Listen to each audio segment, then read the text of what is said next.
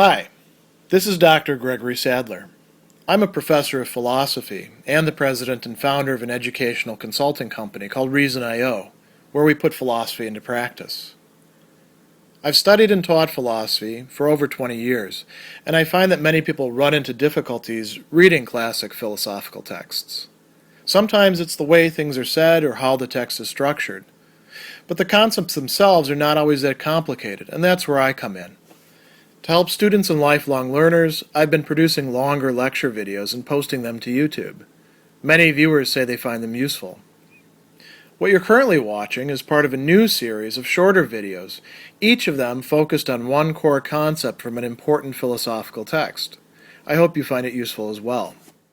In his discussion, Personality and Information, in Chapter 6 of his Summa Technologiae, Stanislaw Lem is going to consider a number of science fiction thought experiments having to do with whether a person could be reduced to the information that we have about them and then reproduced on the other side, perhaps allowing us to transfer a person from one place to another, or even one time to another in a similar way.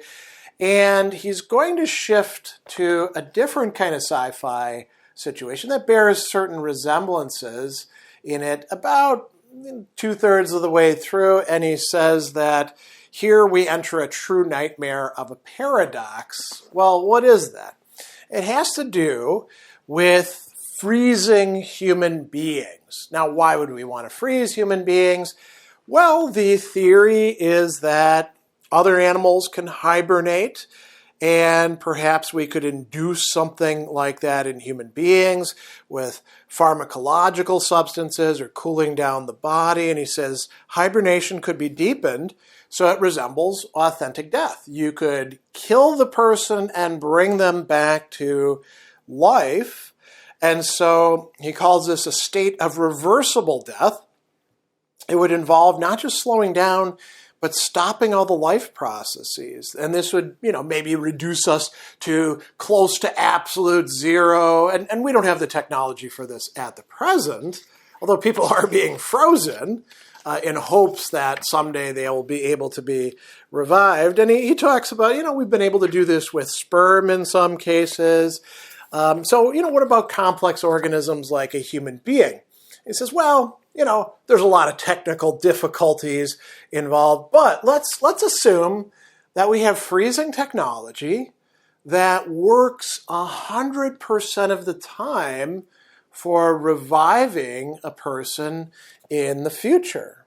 And he says, great hopes are being pinned on this, particularly with regard to space travel. We could put people into suspended animation, freeze them. You've probably seen this in sci-fi movies. If you watch the show Futurama, that featured centrally in how Fry winds up in, a millennium later, meeting his descendants and all of that. So anyway, he says, in light of the thought experiments we discussed so far with other types of, information, this technology can evoke some doubts. Are we really dealing with irreversible death?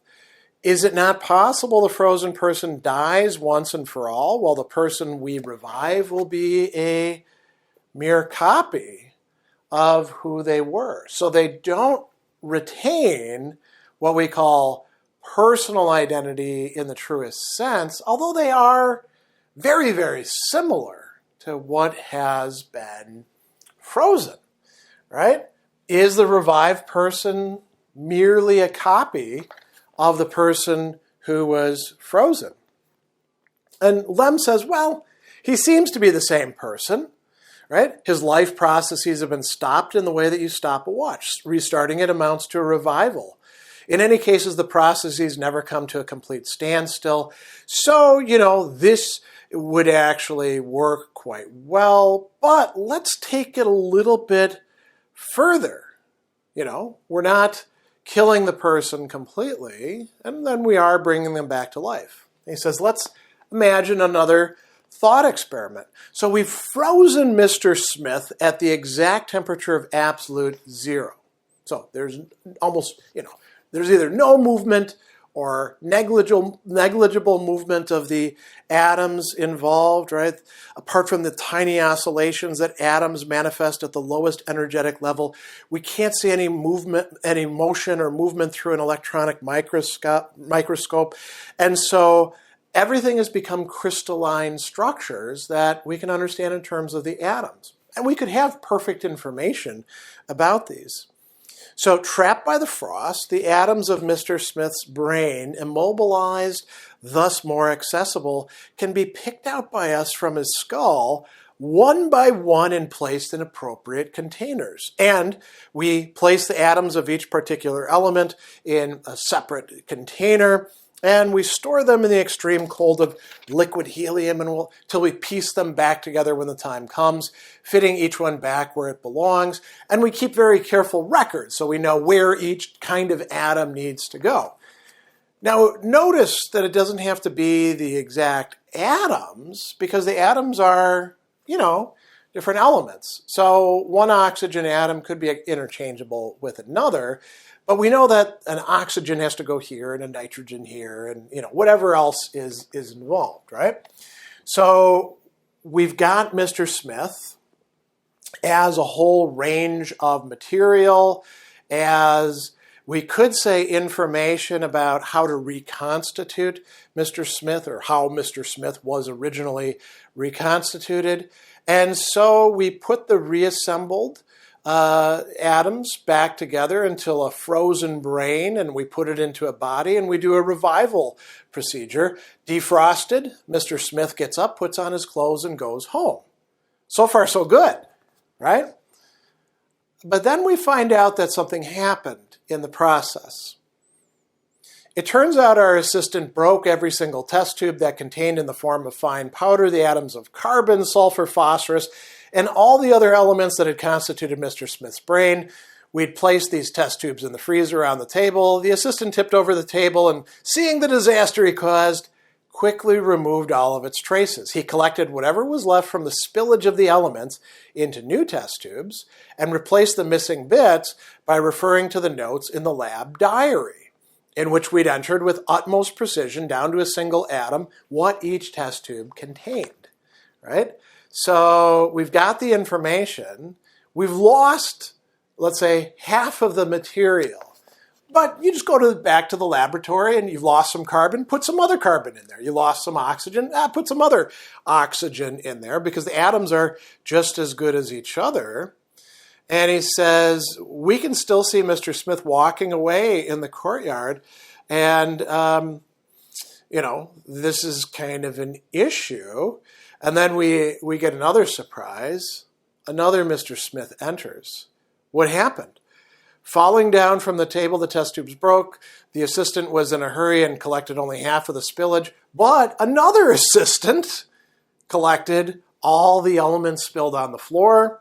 He also consulted the diary, the record of things, got some more material from somewhere else, made another Mr. Smith.